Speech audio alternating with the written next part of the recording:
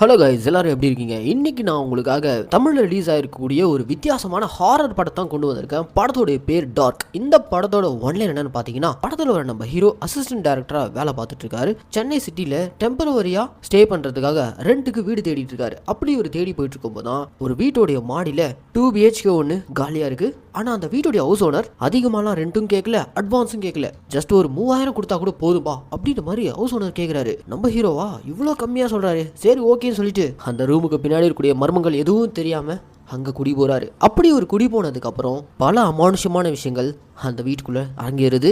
S, நம்ம hero குடி போயிருக்கக்கூடிய அந்த ரூம்ல ஆல்ரெடி 3 பேச்சுலர்ஸ் மர்மமான முறையில் இறந்து போயிருக்காங்க. அவங்களுடைய ஆண் மக்கள் இன்னமும் அந்த வீட்டில் தான் சுற்றிக்கிட்டு இருக்கு. அது நம்ம ஹீரோவை பயங்கரமாக டிஸ்டர்ப் பண்ண ஒரு கட்டத்துக்கு மேலே சைக்கலாஜிக்கலாக அஃபெக்ட் ஆன நம்ம ஹீரோ அதுலேருந்து எப்படி மீண்டு வந்தார், அங்கே செத்து ஆவியாக சுற்றிட்டு இருக்க அந்த 3 பேய்களுக்கு பின்னாடி இருக்கக்கூடிய காரணம் என்ன, இந்த பேய் பிரச்சனையிலேருந்து ஹீரோ எப்படி வெளியே வந்தாருன்றதை நம்ம கொஞ்சம் கூட கெஸ் பண்ணவே முடியாத அளவுக்கு கிளைமேக்ஸில் ஒரு பேங்கரான ட்விஸ்டோட சொன்ன படம் தான் இந்த டார்க். சரி வாங்க, இப்போ நம்ம இந்த படத்துடைய முழு கதைக்குள்ள போகிறதுக்கு முன்னாடி நம்ம சேனலுக்கு நீங்கள் புதுசாக வந்திருந்தீங்கன்னா மறக்காம நம்ம மினி தியேட்டரை சப்ஸ்கிரைப் பண்ணிக்கோங்க. அண்ட் உங்களுக்கு இந்த வீடியோ பிடிச்சிருந்துச்சுன்னா லைக் கமெண்ட் ஷேர். லைக் பண்ணும்போது கமெண்ட் செக்ஷனில் ஹைப் பண்ணுற ஒரு ஆப்ஷன் வரும். அந்த ஹைப்பையும் கிளிக் பண்ணிட்டீங்கன்னா நம்ம சேனலில் போடக்கூடிய வீடியோக்கள் வெகுஜன மக்களுக்கு போய் சேரும். ஸோ மறக்காம ஹைப்பையும் கிளிக் பண்ணிக்கோங்க. சரி வாங்க, இப்போ நம்ம இந்த படத்துடைய முழு கதைக்குள்ள போவோம். படத்தோட ஓப்பனிங் சீன்லேயே சென்னை சிட்டிக்கு நடுவில் இருக்கக்கூடிய ஒரு வீட்டை காட்டுறாங்க. அந்த வீட்டில் 3 பேச்சுலர்ஸ் ஸ்டே பண்ணிட்டு இருக்காங்க. அந்த 3 பேரில் ஒருத்தன் டிவி பார்த்துக்கிட்டே சாப்பிட்டுட்டு இருக்கான். இன்னொருத்தன் பெட்ரூமில் படுத்து அவன் ஆள் கூட பேசிட்டு இருக்கான். அண்ட் 3ஆவதா ஒருத்த மட்டும் அந்த 2 ஃப்ரெண்ட்ஸ் கிட்ட பேசாம ஒரு மாதிரி அந்த ரூம்குள்ளேயே சுத்திக்கிட்டு நேரா கிச்சனுக்கு போறான். அப்படி கிச்சனுக்கு போன அந்த 3ஆவது ஃப்ரெண்டு கிட்ட இங்க டிவி பார்த்துக்கிட்டே சாப்பிட்டுட்டு இருக்கான்ல, அவன் அந்த கிச்சனுக்குள்ள போயிருக்க ஃப்ரெண்டு கிட்ட கொஞ்சம் தண்ணி கொண்டு வாடா அப்படின்ற மாதிரி கேட்க, அவனும் தண்ணி கொண்டு வந்து கொடுப்பான்னு பார்த்தா கிச்சன்லேருந்து ஒரு நான்ஸ்டிக் தவா எடுத்துட்டு வந்து சாப்பிட்டுட்டு இருந்தா அவன் ஃப்ரெண்டோட தலையில ஒரே போடு. அவ்வளோதான், ஆன் ஸ்பாட்ல அவன் இறந்து போக இந்த சத்தத்தை கேட்டு பெட்ரூமுக்குள்ள இருந்தவன் வெளியே வந்து பார்க்கும்போது, டேய் என்னடா ஆச்சு அப்படின்ற மாதிரி கத்தி கதறிக்கிட்டே இருக்கும்போது இவனையும் அந்த 3ஆவது ஃப்ரெண்ட் கழுத்துலேயே குத்தி கொடூரமா கொலை பண்றான். இப்படி தன்னுடைய 2 ஃப்ரெண்ட்ஸையும் கொடூரமா கொலை பண்ணிட்டு 3ஆவதா இவனும் தன்னைத்தானே கொளுத்திக்கிட்டு அந்த வீட்டுக்குள்ளே மர்மமான முறையில் இறந்து போயிடறானுங்க. இந்த சம்பவம் நடந்து சரியா ஒரு 6 மாசம் கழிச்சு போலீஸ் டிபார்ட்மெண்ட்குள்ள யங் போலீஸா ஜாயின் பண்ணியிருக்க யங்ஸ்டர்ஸ்க்கு மத்தியில சீனியர் போலீஸ் ஆஃபீஸரான நட்டி வந்து பேசிட்டு இருக்காரு. அப்பதான் இந்த நியூ ஜார்னில இருந்து ஒரு பையன் எதிர்த்து, நீங்க இன்வெஸ்டிகேட் பண்ண கேஸ்ல ரொம்ப வித்தியாசமா உங்களையே பயமுறுத்துற அளவுக்கான கேஸ் ஏதாவது நீங்க ஹேண்டில் பண்ணீங்களா அப்படின்ற மாதிரி ஒரு பையன் எதிர்த்து கேட்க, எஸ் இருக்கு, அப்படி ஒரு கேஸ் 6 மாதத்துக்கு முன்னாடி நான் இன்வெஸ்டிகேட் பண்ணேன் அப்படின்ற மாதிரி அப்படியே ஒரு ஃப்ளாஷ்பேக். அந்த ஃப்ளாஷ்பேக்கில் 6 மாதங்களுக்கு முன்பு ஓப்பனிங்கில் 3 யங்ஸ்டர்ஸ் மர்மமான முறையில் இறந்து போனாங்களே, அந்த வீட்டுக்கு காலையிலே பால் போடுறவன் பால் பாக்கெட் எடுத்துகிட்டு போயிட்டு மாடியில் இருக்க அந்த வீட்டுக்கு பால் பாக்கெட் போடும்போது கதவு திறந்துருக்கு. உள்ள என்னத்தையோ பார்த்துருக்கான். இந்த பால் காலை அலறி அடிச்சுட்டு போயிட்டு போலீஸ்க்கு இன்ஃபார்ம் பண்ணியிருக்கான். உடனே போலீஸ் டிபார்ட்மெண்ட் அந்த ஸ்பாட்டுக்கு வராங்க. அப்படி அந்த ஸ்பாட்டுக்கு வந்த போலீஸ் டிபார்ட்மெண்ட்டில் இன்ஸ்பெக்டராக அங்கே வந்திருக்கிறது நம்ம நட்டி தான். அவர் வரும்போதே கீழ் வீட்டை சேர்ந்த பொண்ணு ஒரு மாதிரி சோகமாக இருக்காங்க. ஏன்னா உள்ள இறந்து கிடக்கிறது அவங்களுடைய அப்பா. அந்த அப்பா கேரக்டரில் சமீபத்தில் இறந்து போன நம்ம பாக்கியராஜ் அவர் தான் நடிச்சிருக்காரு. பாக்கியராஜ் தான் இந்த வீட்டுடைய ஹவுஸ் ஓனர். அவரும் அவருடைய பொண்ணும் கீழே தான் தங்கியிருந்திருக்காங்க, மேலே ரெண்டுக்கு விட்டு இருந்திருக்காங்க. சம்பந்தமே இல்லாம ஹவுஸ் ஓனர் பாக்கியராஜ் இறக்கிறதுக்கு முன்னாடி நாள் நைட்டு மாடியில டெனன்ட் கூட போய் தங்கியிருக்காரு. எதனால இவர் இறந்தாரு, சம்பந்தமே இல்லாம எதுக்காக இவர் மாடியில் இருக்க பேச்சுலர் கூட போய் தங்கணும் அப்படின்ற மாதிரி அந்த கோணத்துலலாம் இன்ஸ்பெக்டர் நட்டி அப்படியே பார்த்துட்டு இருக்காரு. அங்க மாடி வீட்டுக்கு போனதும் அங்க செவுத்துல ஒரு வித்தியாசமான படம் ஒன்று வரைஞ்சிருக்கு. நான் அதுன்னு பார்த்துட்டே இருக்கும்போது அந்த வீட்டில் குடியிருந்த ஒரு யங்ஸ்டர் பெட்ரூம்ல ரத்த வெள்ளத்துல விழுந்து கிடக்குறான். அவனும் கிட்டத்தட்ட போய் சேர்ந்துட்டான்ற மாதிரி தான் அங்க இருக்கவங்க எல்லாரும் பேசிட்டு இருக்காங்க. அவனோட ரூம்குள்ள போயிட்டு ஆம்புலன்ஸை வர சொல்லிட்டு நட்டி வெயிட் பண்ணிட்டு இருக்காரு. அப்படி ஒரு வெயிட் பண்ணிட்டு இருக்கும்போது திடீர்னு பாத்தீங்கன்னா செத்து போயிட்டான்னு நினைச்சிட்டு இருந்த அந்த யங்ஸ்டர் பட்டுன்னு எந்திரிச்சு வெளியே வந்து அப்படியே இன்ஸ்பெக்டர் நட்டியை பார்த்து, மிஸ்டர் பாலச்சந்தர் ஒழுங்கா இங்கிருந்து போயிடுங்க, இல்லைனா நீங்க பல விளைவுகள் சந்திக்க வேண்டியதா இருக்கும் அப்படின்ற மாதிரி இன்ஸ்பெக்டருடைய பேர் அந்த யங்ஸ்டர் சொல்றான். ஒரு நிமிஷம் இதை கேட்டதுமே இன்ஸ்பெக்டர் ஒரு மாதிரி ஆடி போயிடாரு. இவ்வளவு நேரம் செத்து கடந்தான் நினைச்சிட்டு இருந்தா பட்டுன்னு எந்திரிச்சு வந்து இப்படி தன்னுடைய பேரை சொல்லிட்டு இங்க இருந்து கிளம்ப சொல்லிட்டு அப்படியே மைக் அடிச்சு கீழே விழுந்துறான். ஓகே, அவனுக்கு இன்னும் உயிர் இருக்குன்னு சொல்லிட்டு அவனை ஆம்புலன்ஸ் வர வச்சு ஹாஸ்பிட்டல் கொண்டு போயிறாங்க. இப்படி செத்து போயிட்டான்னு நினைச்சிட்டு இருந்தா அந்த யங்ஸ்டர் எந்திரிச்சு வந்து இன்ஸ்பெக்டருடைய பேரை சொல்லிட்டு மயங்கி விழுந்தால இவன் தாங்க இந்த படத்தோட ஹீரோ. நீங்க போடுறாங்க டைட்டில் போட்டு படத்தை ஆரம்பிச்சதும் பாக்கியராஜ் வீட்டோடைய மாடியில குடி வரதுக்கு முன்னாடி நம்ம ஹீரோடைய ஃபிளாஷ்பேக். அந்த ஃபிளாஷ்பேக்ல நம்ம ஹீரோ தான் அம்மாவோட சொந்த ஊர்ல இருந்திருக்கான். இவனுக்கு சினிமா கனவு இருக்கு. அதை அடையணுன்றதுக்காக தான் அம்மா கிட்ட சொல்லிட்டு, அம்மா நான் இதுக்கப்புறம் சென்னையில் தான் போய் ஸ்டே பண்ண போறேன், ஒரு படத்துல எனக்கு ஏடியா வாய்ப்பு கிடைச்சிருக்கு, அதனால நான் கிளம்பி போறேமான்ற மாதிரி தான் அம்மா கிட்ட சொல்லிட்டு இவன் புட்டி படிக்கலாம் பேக் பண்ணிட்டு நேராக சென்னை வந்து இறங்குறான். அப்படி இவன் சென்னை வந்து இறங்குனதும் இவனுக்கு ஏடி சான்ஸ் கொடுத்துருக்க ஆஃபீஸ்க்கு போயிட்டு அங்க இருக்க மேனேஜர் கூட எல்லாம் பேசிட்டு அடுத்த 3 மாசத்துக்கு ஆஃபீஸ் பக்கத்திலே எங்கேயாச்சும் ரூம் எடுத்து தங்கிக்கோ அப்படின்ற மாதிரிலாம் சொல்ல சரி ஓகேன்னு சொல்லிட்டு நம்ம ஹீரோ ஆஃபீஸ் பக்கத்திலே ஏதாவது வீடு கிடைக்குமான்னு சொல்லிட்டு தேடிட்டு போறான். எங்க போனாலும் வாடகை அதிகமா இருக்கு. இவன் ரொம்பவே கம்மி பட்ஜெட்ல தான் வீடு தேடிட்டு இருக்கான். ஆனா அந்த மாதிரியான பட்ஜெட்ல வீடு கிடைக்கவே மாட்டேங்குது. அப்படி இருக்கும்போது தான் ஒரு வீட்டுக்கு வெளியில டூலெட் போர்டு இருக்கிறத பார்த்துட்டு அந்த வீட்டுக்கு போறான். அந்த வீடு தான் ஆரம்பத்திலே மர்மமான முறையில் 3 பேர் இறந்து போனாங்களே அவங்க தங்கியிருந்த அந்த வீடு. அந்த வீடுடைய ஹவுஸ் ஓனரான பாக்யராஜ் கிட்ட போயிட்டு வெளியே டூலெட் போர்டு போட்டுருந்தீங்களே, ஆமா வாப்பா வாப்பா அப்படின்னு சொல்லிட்டு உள்ள கூப்பிட்டு உட்கார வச்சு தண்ணி கொடுக்குறாரு. அப்போ அவருடைய பொண்ணு அவங்க வீட்டுல இருந்து அப்படியே கிராஸ் ஆகி போக அந்த பொண்ணை நம்ம ஹீரோவும் பாக்குறாரு. ஓகே அப்பாவும் பொண்ணும் கீழே தங்கியிருக்காங்க, மேலதான் அந்த காலி வீடு இருக்கு போலன்னு சொல்லிட்டு நம்ம ஹீரோ யோசிச்சுட்டு மேலே போயிட்டு ரூமை பார்க்கலாமா அப்படின்ற நம்ம ஹீரோ கேட்க தாராளமா போய் பாருப்பா அப்படின்ற மாதிரி கீ கொடுத்து அனுப்ப நம்ம ஹீரோ மேலே வந்து பாக்குறாரு. அப்படி ஒரு மேலே வந்து பார்க்கும்போது தான் ரொம்ப நாளா பூட்டி இருந்த வீடு கிளீன் பண்ணவே இல்லை, ஒரு மாதிரி பாழடைஞ்சு போயிருக்கு. இந்த வீட்டில் தான் ஆரம்பத்தில் பார்த்த அந்த 3 பசங்க மர்மமான முறையில் இறந்து கிடந்தாங்க. இது தெரியாத நம்ம ஹீரோ அந்த வீட்டையே அப்படி சுற்றி பார்த்துட்டு வீடெல்லாம் நல்லா பெருசாக இருக்குது, ஆனால் வாடகையும் அதிகமாக கேட்பார் போல இருக்கே அப்படின்ற மாதிரி தயக்கத்தோடவே நம்ம ஹீரோ கீழே வந்து ஹவுஸ் ஓனர் பாக்யராஜ் கிட்ட வீடெல்லாம் நல்லா பெருசாக இருக்குது ஆனால் ஏன் பட்ஜெட்குள்ளே வராது அப்படின்ற மாதிரி தயக்கத்தோடு சொல்ல, தம்பி ஒன்றும் பிரச்சனை இல்லை, இந்த வீட்டுக்கு நீ அட்வான்ஸ் கூட கொடுக்க வேணாம், ஜஸ்ட் ஒரு 3000 ரூபா வாடகை கொடுத்தா மட்டும் போதும். உங்ககிட்ட நான் எல்லா உண்மையும் சொல்லிடுறேன். சில மாதங்களுக்கு முன்னாடி மாடியில் 3 யங்ஸ்டர்ஸ்க்கு வாடகை விட்டேன். அவனுங்க சம்மந்தமே இல்லாமல் அவனுங்களுக்குள்ளே அடிச்சுக்கிட்டு கொளுத்திக்கிட்டு செத்து போயிட்டானுங்க. அவனுங்க செத்ததுக்கு அப்புறமும் ஒரு ஃபேமிலி குடி வந்தாங்க. ஆனால் அவங்களாலையும் 2 நாள் மேலே தாக்கு பிடிக்க முடியல. செத்தவங்களுடைய ஆண்மக்கள் இன்னமும் இந்த வீட்டில் தான் சுற்றிக்கிட்டு இருக்கின்ற மாதிரி பயந்து போயிட்டாங்க. அதுக்கப்புறம் ஏரியா முழுக்க இது ஒரு பேய் வீடுன்ற மாதிரி பேச்சுவார்த்தை போயிட்டு இருக்கு. இதனால இந்த வீட்டுக்கு யாருமே குடி வர்றதே கிடையாது. நானே இந்த வீட்டை வித்துட்டு சொந்த ஊரில் போய் செட்டில் ஆகணும் பிளான் பண்ணிட்டு இருக்கேன். பேய் வீடுன்னு பேச்சு போயிட்டு இருக்கிறதுனாலே யாரும் இந்த வீட்டை வாங்குறதுக்கு முன் வரவே மாட்டேங்கிறாங்க. இந்த வீட்டை விற்கிற வரைக்கும் நீ கொஞ்ச நாள் இந்த வீட்டில் நீ தங்கி இருந்துட்டு போனா அதுக்கப்புறம் ஈஸியா நான் இந்த வீட்டை வித்துருவேன் அப்படின்ற மாதிரிலாம் சொல்ல, வெறும் 3000 ரூபாவா? அப்புறம் 3 பேய் என்ன 300 பேய் கூட நான் தாராளமாக தங்குவேன். எனக்கு இந்த பேய் மேலாம் நம்பிக்கை கிடையாது. எனக்குமே ஒரு 3 மாசம் தான் ரூம் தேவைப்படுது. 3000 ரூபானா எனக்கு டபுள் ஓகே அப்படின்ற மாதிரி நம்ம ஹீரோ அடுத்த நாளே இந்த வீட்டுக்கு கூடி வந்துறாரு. அப்படி ஒரு கூடி வந்ததும் வீடு முழுக்க ஃபுல்லா கிளீன் பண்ணிட்டு அன்னைக்கு நைட் இவர் ஒர்க்ல உட்காரும் போது திடீர்னு பாத்தீங்கன்னா பவர் கட் ஆகுது. அப்புறம் கொஞ்ச நேரத்திலே பவர் வந்துடுது. திரும்பவும் பாத்தீங்கன்னா பவர் கட் ஆகுது. என்னடா இது தொல்லையா போச்சுன்னு சொல்லிட்டு கீழே இருக்க ஹவுஸ் ஓனர் கிட்ட வந்து கேட்க, அது ஒன்றும் இல்லப்பா, நம்ம வீட்டுல கொஞ்சம் ஒயரிங் ப்ராப்ளம் இருக்கு, கரண்ட் வந்துடும் கவலைப்படாத அப்படின்ற மாதிரி அவர் சொல்லி முடிக்கிறதுக்குள்ளே பவர் வந்துடுது. ஓகே சின்ன பவர் இஷ்யூ தானே சொல்லிட்டு இவரும் நார்மலா எடுத்துக்கிறாரு. கட் பண்ணா அடுத்த நாள் காலையில கிச்சன்ல சமையல் வேலைலாம் பார்த்துட்டு இருக்கும்போது கபோர்டுக்கு அடியில மந்திரிச்ச சில தாயத்துங்கெல்லாம் இருக்கிறத நம்ம ஹீரோ பாக்குறாரு. என்னடா அது கருவன்னு சொல்லிட்டு அதை எடுத்துட்டு போயிட்டு வெளியில தூக்கி வீசி எறிஞ்சிடறாரு. அதுக்கப்புறம் தான் இந்த வீட்டுல சில விஷயங்கள் இவருக்கு நடக்க ஆரம்பிக்குது. அதுவும் குறிப்பா ராத்திரி நேரம் இவர் நல்லா அசந்து தூங்கிட்டு இருக்கும்போது திடீர்னு பாத்தீங்கன்னா இவரை யாரோ வந்து எழுப்புற மாதிரியும் ஆஃப் ஆயிருந்த டிவி ஆட்டோமேட்டிக்கா பிளே ஆகிட்டு இருக்கு. அதுல பிளே ஆகிற சாங் கில்லி படத்துல வந்த அப்படி போடு சாங். இந்த பாட்டை தான் படத்தோடைய ஆரம்பத்திலே அந்த 3 யங்ஸ்டர்ஸ் இந்த வீட்டில் இருக்கும்போது ஒருத்தன் டிவி பார்த்துட்டே சாப்பிட்டுருந்தான்ல, அவன் கடைசியாக சாகிறதுக்கு முன்னாடி கேட்டுட்டு இருந்த அந்த பாடல் அது திரும்ப திரும்ப ஒழிச்சுக்கிட்டே இருக்கு. என்னடா அது டிவி ஆஃப் ஆனாலும் திரும்ப ஆன் ஆகிடுதுன்னு சொல்லிட்டு டிவி ஒயர்லாம் பிடிக்கிட்டு அந்த டிவியை கார்னரில் கொண்டு போயிட்டு வச்சிடறாரு. அப்படி ஒயர்லாம் பிடுங்கினதுக்கு அப்புறமும் அந்த டிவி ஆட்டோமேட்டிக்காக ஆன் ஆகி பிளே ஆகிட்டு இருக்கு. சம்திங் ஏதோ தப்பாக இருக்குன்னு சொல்லிட்டு நம்ம ஹீரோ அந்த இரவு முழுக்க முழிச்சுக்கிட்டு இருக்கான். இவனால எந்த ஒரு வேலையும் செய்ய முடியல. ஏன்னா எப்பவும் அந்த வீட்டுக்குள்ள யாரும் இருக்கிற மாதிரி இவனை கண்காணிச்சுட்டே இருக்கிற மாதிரி ஃபீல் இருந்துகிட்டே இருக்கு. எத்தனை முறை ஷெல்ஃப்ல புக் அடிக்க வச்சாலும் அந்த புக்கை யாரோ தட்டி விட்டுக்கிட்டே இருக்காங்க. இப்படி இவனை சுத்தி அந்த வீட்டுக்குள்ள பல அமானுஷ்யமான விஷயங்கள் நடந்துட்டே இருக்கும்போது ஒரு நாள் இரவு இவன் எல்லா ஒயரையும் புடுங்கி டிவியை கொண்டு போயிட்டு கார்னர்ல தானே வச்சிருந்தான். அந்த கார்னரில் இருக்கக்கூடிய டிவி திரும்பவும் ஆட்டோமேட்டிக்காக ப்ளே ஆகி அதே பாட்டு ஓடிக்கிட்டு இருக்கு. அதை ஆஃப் பண்ணுறதுக்காக நம்ம ஹீரோ அந்த டிவி கிட்ட போயிட்டு சுவிட்சை அழுத்துறான். அப்படி சுவிட்சை அழுத்தும் போது திடீர்னு பார்த்தீங்கன்னா பின்னாடி இவனுடைய ஷோல்டரில் ஒரு மாதிரி தீஞ்சு போன ஒரு நபருடைய கை வந்து இவன் ஷோல்டரில் வைக்க அவ்வளோதாங்க ஒரு மாதிரி அலண்டு போய் அங்கிருந்து அப்படியே விழுந்துறான். அப்படியே இவன் விழுந்ததுமே ஒரு மாதிரி மயக்கத்துக்குள்ள போறான். அப்படி மயக்கத்துக்கு போகும்போது இவனையே மீறி கண்ட்ரோல் இல்லாம அப்படியே சூச்சு போக அந்த சூச்சு அப்படியே பாஸ் ஆகி நேரா இப்போ கார்னர்ல இருக்க அந்த டிவியை போய் டச் பண்ணும்போது அந்த டிவியோட ஸ்கிரீன் வழியா இன்டர்மிஷனை போறாங்க. இதுக்கப்புறம் தாங்க இந்த படத்துல நீங்க கொஞ்சம் கூட எதிர்பார்க்காத மாதிரி பல திருப்பங்களோட ஓப்பனிங்ல செத்து போன அந்த 3 பேருடைய மரணம், இப்போ இந்த வீட்டில் தங்கியிருக்க நம்ம ஹீரோடைய நிலைமை, கடைசியில் இந்த கேஸை இன்வெஸ்டிகேட் பண்ண நம்ம நட்டி அவர் எப்படி இதுக்கு பின்னாடி இருக்கக்கூடிய உண்மைகளை தெரிஞ்சுக்கிட்டாரு. இப்படி பல கேள்விகளுக்கு கிளைமேக்ஸ்ல ஒரு பேங்கான ட்விஸ்டோட சொல்லியிருக்காங்க. ஸோ இந்த வீடியோவை ஸ்கிப் பண்ணாம முழுசா பாருங்க. இப்போ இன்டர்வலுக்கு அப்புறம் என்ன நடக்குதுன்னா, இவ்வளோ அசம்பாவிதம் அந்த வீட்டுக்குள்ள நடந்தாச்சு. ஸோ இதுக்கு மேலே நம்ம இங்கே இருக்கக்கூடாதுன்னு சொல்லிட்டு அடிச்சு பிடிச்சி நம்ம ஹீரோ அந்த வீட்டை காலி பண்ணிட்டு போயிடலாம்னு சொல்லிட்டு பதறி அடிச்சுட்டு கீழே ஓடி வந்தா, கீழே நம்ம ஹவுஸ் ஓனர் பாக்யராஜ் இருக்கார்ல, அவர் நம்ம ஹீரோவை கூப்பிட்டு, தம்பி நீ எனக்கு ரொம்ப பெரிய உதவி பண்ணிட்டப்பா, நீ இந்த வீட்டுக்கு வந்த நேரம் என் வீட்டை ஒருத்தர் இப்போ வாங்கிக்க ரெடி ஆயிட்டாரு. என் வீட்டு மேல இருந்த அந்த பேய் புகாரையும் தாண்டி நீங்க வந்து குடி வந்தல, அதுவே இந்த வீட்டுக்கு ஒரு பெரிய பிளஸ் ஆயிடுச்சுப்பா. இன்னும் ஒரு சில மாசங்களே அவங்க இந்த வீட்டை வாங்கிக்கிறதா சொல்லியிருக்காங்க. இது எல்லாமே உன்னால் தான் நடந்திருக்கு. நான் உனக்கு ரொம்ப பெரிய நன்றி கடன் பட்டிருக்கப்பா. நீங்க மட்டும் தங்கலனா இது நடந்திருக்காது. ரொம்ப ரொம்ப நன்றி பாடுற மாதிரி கண் கலங்கிட்டே பாக்கிராஜ் நம்ம ஹீரோவுடைய கையை பிடிச்சி பேச, இந்த நேரத்தில் பேய்க்கு பயந்து இந்த வீட்டை காலி பண்ணிட்டு போயிட்டா திரும்பவும் இந்த வீட்டு மேலே கெட்ட பேர் வந்துடும். இவரால் வீட்டை விற்க முடியாது.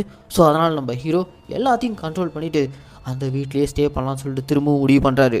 ஆனால் அப்பாவும் இவனால் அந்த ரூமில் நிம்மதியாகவே இருக்க முடியல. ஸோ அதனால் வேறு வழியே இல்லாமல் நைட் டைமில் அந்த ரூமில் தங்குறதையே தவிர்த்து விட்டு அவன் ஆஃபீஸ்லேயே தங்க ஆரம்பிச்சிடறான். இப்படியே தூங்காமல் டே அண்ட் நைட் ஒரு மாதிரி மன உளைச்சல்லே சுற்றிக்கிட்டு இருக்க இதோடைய விளைவா இவனுக்கு டைரக்டர் கொடுத்த ஒர்க்கில் சில ப்ராப்ளம் ஆகிடுது. இந்த மாதிரி எடுக்க போகிற படத்தோடைய போஸ்டர் டிசைனை ஹீரோவை தான் டிசைன் பண்ண சொல்லியிருக்காங்க. ஆனால் நம்ம ஹீரோ என்ன வேலை பண்ணியிருக்காருன்னா, இவங்க எடுத்துகிட்டு இருக்கிறது லவ் படம். ஆனால் நம்ம ஹீரோ ஒரு ஹாரர் படத்துக்கான போஸ்டர் டிசைன் மாதிரி இந்த படத்தோட டிசைன் எடுத்துகிட்டு போய் கொடுத்துருக்காரு. அவ்வளோதான், டைரக்டர் டென்ஷன் ஆகி கத்தி விட்டுறாரு. இப்படியே போயிட்டு இருக்கும்போது தான் எப்பவும் நம்ம ஹீரோ வீட்டுக்கு வராமல் அவனை கொடுத்துருக்க ஆஃபீஸ்லேயே தானே ஸ்டே பண்ணி ஒர்க் பண்ணிட்டு இருந்தான். இப்போ இவனால் ஆஃபீஸ்க்கும் போக முடியல. காரணம் அவங்க ஆஃபீஸில் மெயின்டெனன்ஸ் ஒர்க் போயிட்டுருக்கு. ஸோ அதனால் நெக்ஸ்ட் 2 டேஸ்க்கு எல்லாரும் வீட்டிலேருந்தே ஒர்க் பண்ணுங்க அப்படின்ற மாதிரி சொல்லி அனுப்பிட்டாங்க.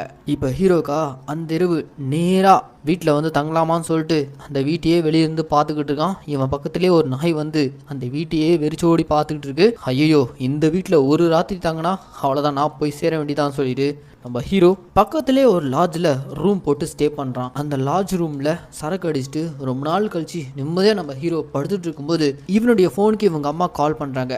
ஆனால் இவன் எடுக்கவே இல்லை. ஏன்னா ஃபுல் போதையில் நம்ம ஹீரோ படுத்துட்டு இருக்கான்ல. ஸோ அதனால் ஒரு பக்கம் இவங்க அம்மா கால் அடிச்சுட்டே இருக்காங்க. ஆனால் இவன் எடுக்கவே இல்லை. கட் பண்ணா இந்த பக்கம் ஹீரோவோடைய அம்மா ஹீரோவை தேடிக்கிட்டு அவன் வாடகை எடுத்து தங்கியிருக்கான்ல அந்த வீட்டுக்கிட்ட தான் வந்து இறங்கியிருக்காங்க. பாவம் இவங்க சென்னைக்கு வந்திருக்காங்க போல இருக்கு.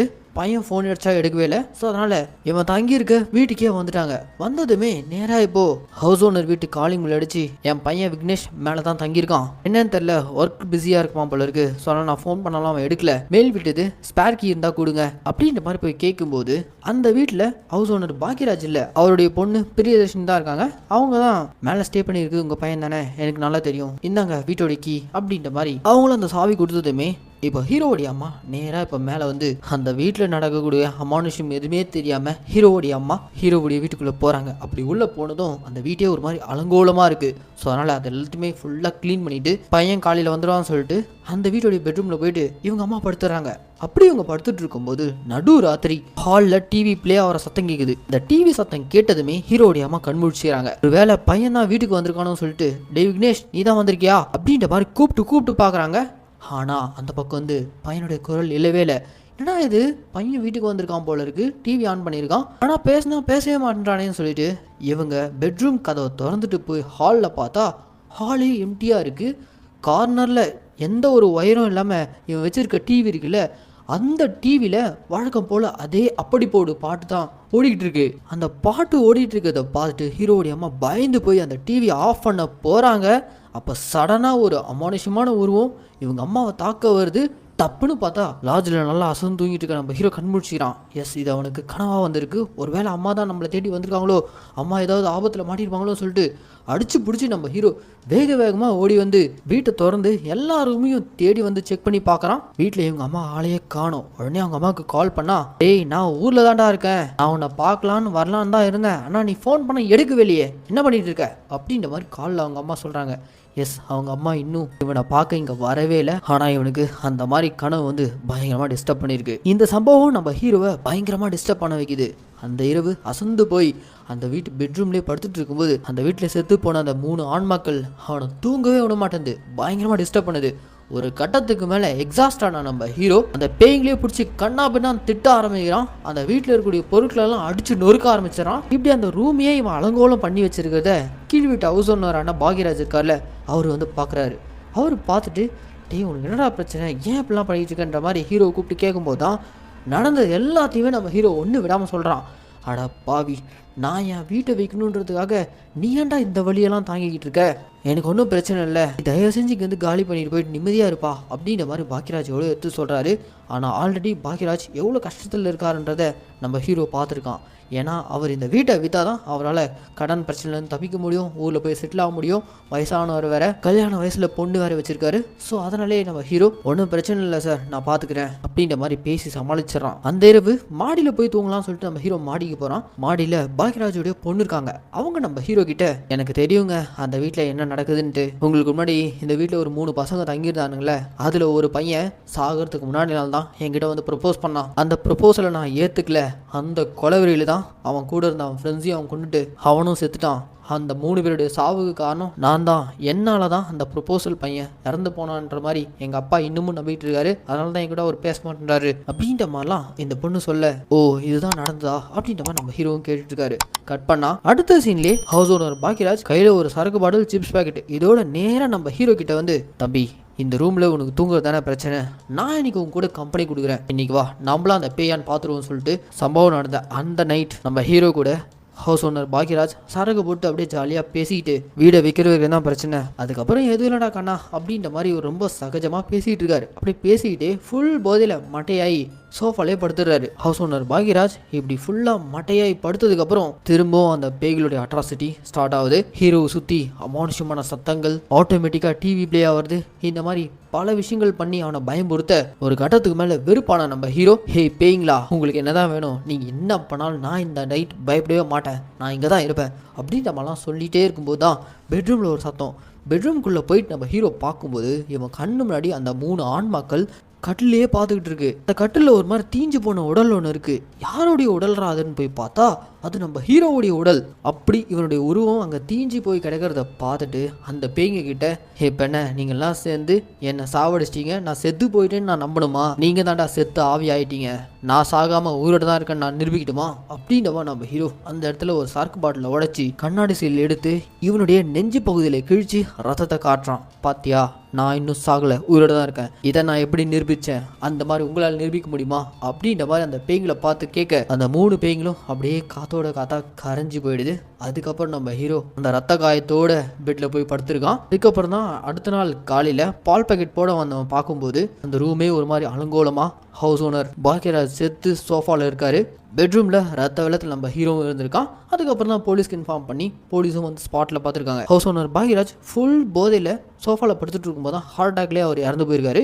ரத்த வெள்ளத்தில் கிடந்த நம்ம ஹீரோவை பார்த்ததும் அவனும் செத்துட்டான்னு நினைக்கும் போது தான் அதிக ரத்த போக்கில் தான் அவன் அன்கான்ஷியஸ் ஆயிருக்கான். ஆனால் சடனாக இந்த வீட்டுக்கு இன்வெஸ்டிகேட் பண்ண வந்த நம்ம நட்டி இருக்கார்ல, அவர் அந்த வீட்டையே சுற்றி பார்த்துட்டு இருக்கும்போது அன்கான்ஷியஸாக இருந்த நம்ம ஹீரோ டப்புன்னு எந்திரிச்சு வந்து, பாலச்சந்தர் இங்கிருந்து போயிருங்க அப்படின்ற மாதிரி சொல்லிட்டு மயங்கி விழுந்திருப்பான். அதுக்கப்புறம் தான் அவனை தூக்கிட்டு வந்து ஹாஸ்பிட்டல் சேர்த்துருப்பாங்க. ஹாஸ்பிட்டலில் டாக்டர்ஸ் இப்போ ஹீரோக்கு ட்ரீட்மெண்ட் கொடுத்துட்டு இருக்காங்க.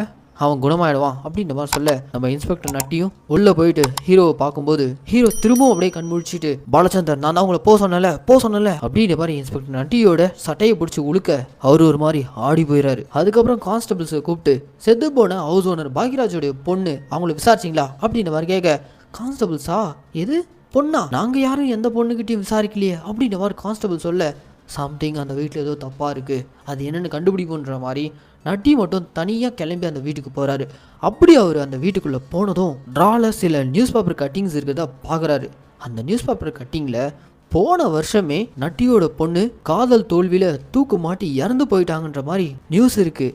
அப்போது இவ்வளோ நேரம் ஹவுஸ் ஓனர் பாக்கியராஜோட பொண்ணு இந்த வீட்டில் சுற்றிட்டு இருந்தது எல்லாமே அவங்களுடைய ஆன்மா தான் போல. அவங்க எப்படி இறந்துருக்காங்கன்னா, போன வருஷம் பிரபுன்ற ஒரு பையனை அவங்க உயிருக்கு உயிராக காதலிச்சிருந்துருக்காங்க. ஆனால் அந்த பையன் உயிருக்கு உயிராக காதலிக்கின்ற பேரில் இந்த பொண்ணுக்கு உயிரை கொடுத்ததும் எஸ்கேப் ஆயிருக்கான். தான் இந்த மாதிரி ஒரு பையன்கிட்ட ஏமாந்துட்டான்ற விஷயம் அப்பாவுக்கு தெரிஞ்சா என்ன நினைப்பாரு, ஊரே நம்மளை அசிங்கப்படுத்துமேன்னு சொல்லிட்டு அதுக்கு பயந்துக்கிட்டே ஹவுஸ் ஓனருடைய பொண்ணு அதே வீட்லேயே தூக்கு மாட்டி இறந்து போயிட்டாங்க. இப்படி என்னதான் பிரியதர்ஷினி அந்த வீட்டில் தூக்கு மாட்டி இறந்து போனாலும் அவங்களுடைய ஆன்மா அந்த வீட்டையே தான் சுற்றி வந்துட்டு இருக்கு.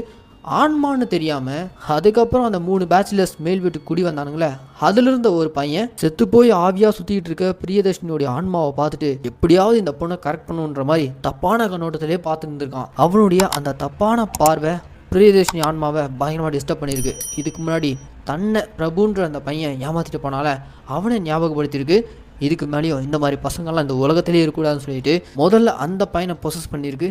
அதுக்கப்புறம் அவன் கூட ஃப்ரெண்ட்ஸாக இருந்த மற்ற 2 பேர் அவனுங்களும் ஹாவின்னு தெரியாமல் இந்த பொண்ணுக்கிட்ட ரூட் விட்டு இருந்திருக்கானுங்க போல. இவனுக்கு மாதிரி ஆளுங்கெல்லாம் இந்த உலகத்திலே இருக்கக்கூடாதுன்னு சொல்லிட்டு அந்த 3 பேரையும் கொலை பண்ணதே செத்து போன ஹவுஸ் ஓனருடைய பொண்ணான பிரியதர்ஷினியோட ஆன்மா தான். இந்த ட்விஸ்டியே இங்கே தான் ரிவீல் பண்ணுறாங்க. இன்ஃபேக்ட் அதீத ரத்தப்போக்கில் அன்கான்ஷியஸாக இருந்த நம்ம ஹீரோ உடம்புக்குள்ள பிரியதர்ஷனோட ஆன்மா தான் உள்ள போட்டு வந்து பாலச்சந்தர் இங்கேருந்து போயிடுங்க அப்படின்ற மாதிரி வார்ன் பண்ணியிருக்கோம். இப்போவும் அந்த வீட்டுக்குள்ள அந்த பெண்ணுடைய குரல் கேட்குது. உடனே நம்ம நட்டி அங்கேருந்து அடிச்சு பிடிச்சி பயந்து வெளியில் ஓடி வந்துடுறாரு. ஸோ இதுதான் நடந்ததுன்ற மாதிரி எல்லா உண்மையும் இங்கே ரிவீல் பண்ண இன்னொரு பக்கம் ஹாஸ்பிட்டலில் நம்ம ஹீரோ உயிர் பழிச்சாராம். இப்படி இந்த கேஸ் முடிஞ்சதும் சில மாசங்கள் கழிச்சு திரும்பவும் நம்ம நட்டி அந்த வீட்டுக்கிட்ட வந்து பார்க்குறாரு. அந்த வீட்டுக்குள்ள அதே பெண்ணுடைய உருவம் உள்ளுக்குள்ள தான் சுற்றிக்கிட்டு இருக்கு. எஸ், இன்னமும் அந்த வீட்டுக்குள்ள ஹவுஸ் ஓனர் பொண்ணுடைய ஆன்மா அங்கே தான் சுற்றிட்டு இருக்குன்ற மாதிரி நமக்கு கன்வே பண்ணிட்டு அப்படியே இந்த படத்தையும் முடிக்கிறாங்க. ஏன்னா மக்களே, இந்த டார்க்ன்ற படத்துக்கு நான் கொடுத்த வாய்ஸ் ஓவர் கண்டிப்பாக உங்களுக்கு பிடிச்சிருக்கும் நான் நம்புகிறேன். இதே மாதிரி தொடர்ந்து நம்ம மினி தியேட்டரில் ரிலீஸ் ஆகக்கூடிய படங்களால் நீங்கள் பார்க்கணும்னு ஆசைப்பட்டீங்கன்னா மறக்காமல் நம்ம சேனலில் சப்ஸ்கிரைப் பண்ணிக்கோங்க. அண்ட் உங்களுக்கு இந்த வீடியோ பிடிச்சிருந்துச்சுன்னா அந்த லைக் கமெண்ட் ஷேர் இதையும் மறக்காமல் பண்ணிவிடுங்க. இதே மாதிரி ஒரு சூப்பரான தரமான படத்தோட நான் உங்களை நாளைக்கு வந்து சந்திக்கிறேன். டாடா பாய்.